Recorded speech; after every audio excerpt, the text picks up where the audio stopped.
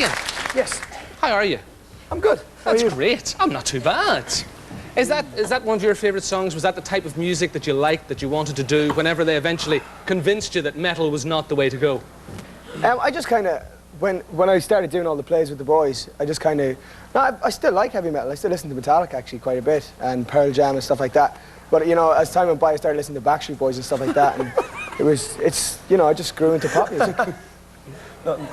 Could just tell I was slipping back in the chair. Yes, I said, look, I look dead slim because I've only got half a body. It's like, No, it still doesn't work. Now, when you were doing those plays at school, apparently, Cian, even then, you were a big hit with the girls. Was I? Apparently, as we What are can you going to do to me? No. Because, as you already know, we've been to your school, and according to one of the teachers, and indeed an old friend of yours, you were a big hit with the girls even then. Let's have a look. The three of them, I think, were in most of the shows that I produced here in Summerhill since I arrived. I can remember cues outside the stage door for Cian's autograph, as well as my own, of course. if and when Westlife ends, I think Cian will definitely go in to either management or record company, definitely, because he has a great head on his shoulders, without a doubt, and he will do very well in whatever he goes into, because he knows the business inside out at this stage. Cian is very accident prone, and the casualty ward is basically his second home. So I mean, like, if you ask for a finger bowl, you would actually get a finger bowl, to be honest. You know, he would take the fingers clean off himself. You know, Cian, you know what I'm talking about. So.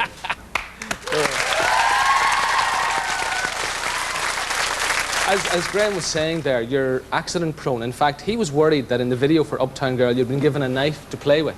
That's right, yeah. Tell us, accident prone. How accident prone are you? I'm not too bad. I used to be quite bad when I was younger. When I was 12, I fell off a bicycle and basically dislocated my finger to an extent where it was nearly falling off. Which was really bad, because I played the piano and guitar quite a lot, and I did back then an awful lot as well.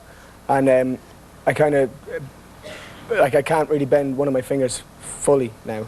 So, and then when I was 14, I fell off a balcony and dislocated my shoulder. And I mean, they're the two things that happened to me. I wasn't too bad. You jumped off the balcony. I didn't jump off the balcony. I fell off the balcony. Cian, tell us, why at that age did you want to jump from a balcony? I don't know, I have problems in life. Yeah. It's understandable. Now, Mark, all this fame and success which you've had is great, but I read somewhere, it's probably a lie, but I read it anyway, that you aren't that keen on a lot of the success, that you find it a bit scary. Is that true? Well, not the success. I don't mind the success now, I have to say, but I don't know, I'm just the type of person that sort of, you know, likes his space, and sort of in this job, you know, you don't always get your own space, because a lot of your life, or a lot of everything about you really is public, if you know what I mean, because, you know, basically when you're in the public eye, you know, there's not much things that you can do in private or whatever, so sometimes the old fame thing isn't, like, you know, my thing every now and again, but basically I don't mind it too much. And you believe in destiny as well. Was it destiny that threw you and Mariah Carey together, do you think? Or Destiny's Child you believe in, is it? I don't know what it was. I mean, you know, it is a small world, I suppose, you know, and I never thought that, you know, a young guy from Sligo would ever actually sort of fulfill his dream to sing with this American superstar or whatever, but it happened, and I don't know who I have to thank for that, but I'm happy that it happened, and it was a great sort of experience to do it and everything like that. Great. Well, we spoke to some people in Sligo about you as well. I'd seen Mark's name in the beginning, in the school, and I knew that he had a really good voice, and I knew that he had the potential to get up and do something great. Oh, ooh. Mark cannot never be found. Just goes and does his own thing, switches his phone off, and he comes home. He knows where you are. If he wants you, he'll come and get you. Don't go after him, because you'll never find him. His enjoyment comes purely from singing. Making videos doesn't do much for him, or, you know, purely from singing. If you hear him live on the concert, you'll hear him sing real. He doesn't be held back singing. Just lets go on it all, and that's where he shows his true talent.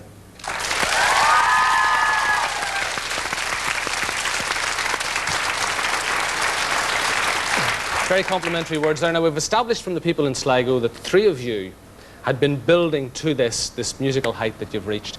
Can you remember the first thing you ever recorded in school? wasn't it, in school? It was, There's a studio in school, is that right? It was, There's a little- I there's think a it was a little TV Backstreet Boys studio. song. It's like it's like a little TV studio, kind of come recording studio, if you like. And we recorded, I think it was a Backstreet Boys song.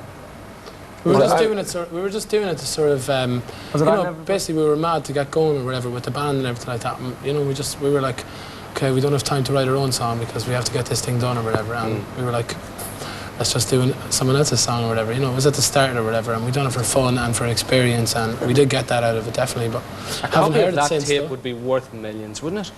Now that you're all famous, it would be worth a I don't fortune. believe this.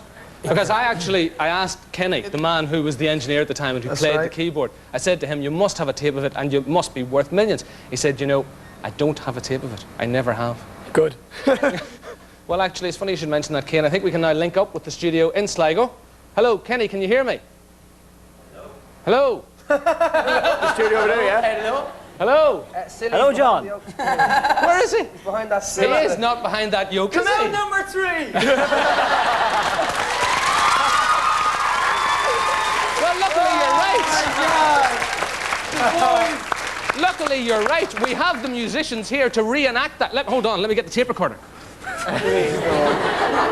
Would you do a couple of lines from it? Would you? If they start, would you do just a couple of lines so we can have it? He's been moaning for the last week. We'll start a cappella and you can join On the us. chorus. Nicky, you weren't even there. Yeah, I know. That's fantastic. That's what he got us in. Okay, can you start the show? Yeah. I'll never make you cry. I'd rather die than live without.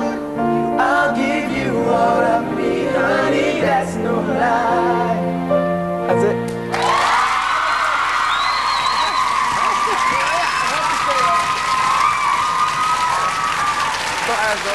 That sounds brilliant.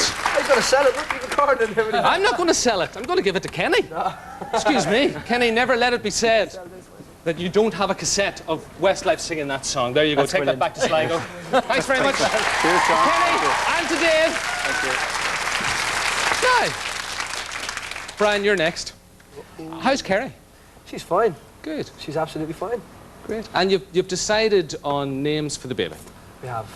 Right. If What- it's a what are boy, they? it's going to be John. No, it's definitely not. If it's a boy, it's going to be Dylan James. Why is that? Well, James is my granddad's name, and Dylan just because Dylan's a cool name.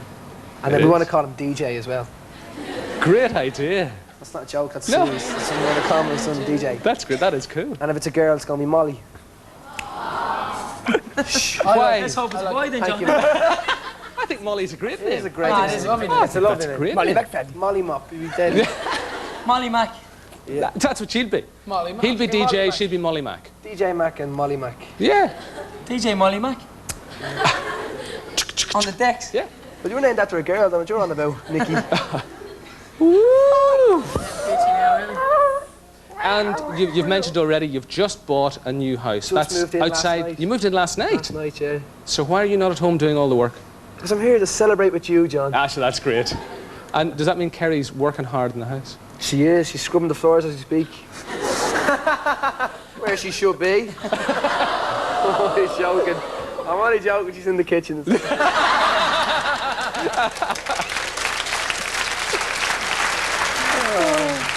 That's good. Now, you went to the Billy Barry Stage School in Dublin, didn't you? I did. So did I. What? Excuse me, what are you laughing at? I went last Saturday, and this is what happened. Excuse me, what do you remember of Brandon? Brian, I remember he was probably the joker of the class. He made everyone laugh all the time. And then we used to do summer schools as well. We sang this song called Out There from the Hunchback of Notre Dame, and it was absolutely fantastic. I just loved him ever since then. It was fantastic. Thank you. What do you remember of Brian? Brian, well, years ago, we used to look at Brian's house because he lived quite close to me. And we used to play some football, have a bit of a kick about. And back then I was quite chubby, just like he was. So I suppose I used to kind of look up to him, kind of like a big brother and stuff like that. So I just think it's great to see where he's gone on to today. You're looking trim and fit too. Go for it, go for it. Me. Careful, careful. What do you think? What do you remember of Brian? Very lively, vivacious young man, I could say. Always had a joke to tell or a story. Came down and he'd be yapping away, you know. It's good crack.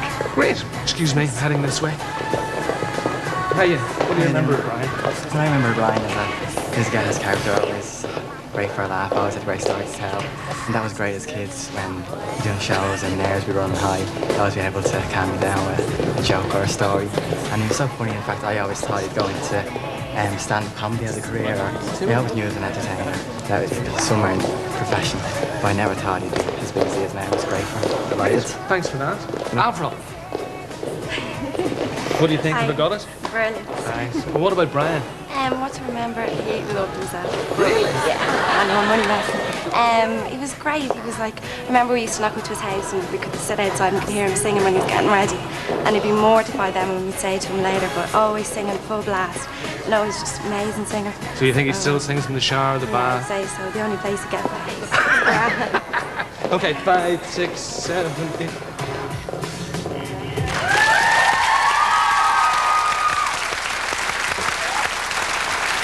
Speaking of baths and showers, you need one right now, by the way. Yeah. Really? I haven't sang in a while. They were also telling me you were a bit of an agony aunt to them. If any of them had problems, that they went to you to talk about them because you were the sensitive guy. Is that right? No, it's all lies. There's no what to talk about. Do you find that he's the man to talk to if you have a problem? Brian's got a heart of gold, definitely. When it comes to anything from money to clothes to... I don't know where it's a heart of gold, it's just careless. I don't anymore. Not anymore. I melted it down to pay for the house. No, but he will. If you go to him for absolutely anything, no matter what time of the night, morning, day, he'll give you the shirt off his back. Brian, shirt. Oh. Steady. If you want to see my belly, definitely not. But we mentioned earlier on as well that you are very sensitive. I read that you cried when you saw the scan of the baby. Is that right? The first scan? Yeah, that's true. That's fantastic. Good for you. And you cry at movies as well? No. Okay. I just thought I'd ask. I just wanted to push it a bit further. I cried at the Champ, actually. That was sad. It was awful. You're right to cry at that. Yeah, it was brilliant. Brilliant for them. Everyone cried. Even Paul, our security, cried watching that. And he's a big fella. And he's 18 stone. He's 10 McDonald's a day, and he cried. And if he cries, you have to cry with him. That's true. Yeah, it was like, or else he'll make you cry. Again, I read this, so it may not be true. You've recently taken up playing football again for an amateur league club. Is that right? No, just a few times I went home. I used to go out and play with actually Sarah Lingus. I used to just go out and play a few Sundays with them. Unbeatable. But I haven't. The last time I went out, I couldn't play because the other team they were kind of looking at me, and I think they were going to break my leg when I went out, so I just left it. But did it attract a whole different crowd to the matches as well? No, because it was like out the back of the airport, in a little field. No one even knew I was coming down. I just went down with my friends and kind of just stood on the bench. The few times I did play, and there's a few of the guys kind of marked me, and they're kind of like, I know his face from somewhere. Yeah. That's like funny. And then I kind of feel his bum and he go, and I just run off at the ball. It was great. Scored loads of goals. Is that a tactic you used, Nicky, when you were playing football? No, I never felt anyone's bum in life. He went for the other parts. Straight for the kill. You spent some time at Leeds United. Do you miss Leeds United? Because they're doing incredibly well at the minute. Yeah, they're doing very well. I did miss it for a long time, to be honest with you. For the first year, I didn't like football at all. I just gone off. I had enough. Because I've been playing it since I was 4, but competitively since I was 7. Every day, day in, day out, and then I just had enough of it. But now, looking back, because the kind of band's established now, and we have a little bit more time in our hands, and you try to get back looking at the Premiership and stuff like that. And I've taken a big interest as well in League of Ireland back home. Not Aer Lingus, no, League of Ireland, man. Home Farm, are you following Home Farm because that's who you played for? Yeah, I played for Home Farm for 8 years. Big fan, aren't you? I've been up to a couple of their games. I've been kind of around to a lot of the local Dublin clubs as well. I've actually been out near Brian's new house in Bray, see Bray Wanderers. Yeah, great side, top side. You might miss the football that much, but we went to Leeds and found a couple of people there who miss you a lot. Let's have a look.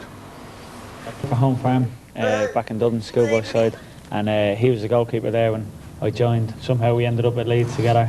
We came over on trial one summer.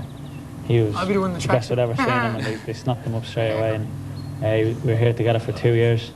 Nicky was the first choice goalkeeper when I arrived. There was 3 of us. I was the youngest, but after 6 or 7 months, I'd taken his place and made his career for him. He always fancied himself as a bit of a singer, standing on the bed thinking he was Ronan Keating and that. A few of the other lads tell you kept him up half the night. And then when he told me he was going for an audition for a pop band, I was just, yeah, good ones, yeah. And told me he got in, met the rest of the lads one summer down the Point as well. And they've just gone on from there, and absolutely brilliant. I think everyone here is fans now.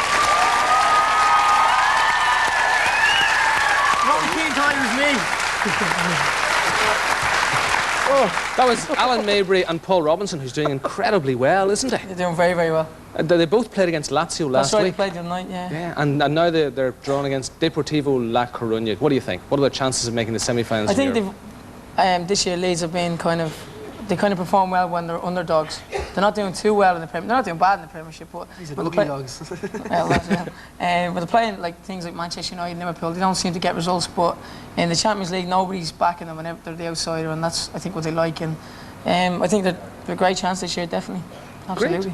Great. And the Ronan Keating thing, is it true that you once bluffed your way backstage? No. Pretending you were Ronan, and then he couldn't get in because people thought he was already there? That was a mock-up. That was actually, it did happen, but it was meant to happen. It was for Childline in Dublin. 3 years and Dustin Turkey was the head of security. And I went up and he asked me my name. And at that time we weren't very well known, we were West Side and stuff.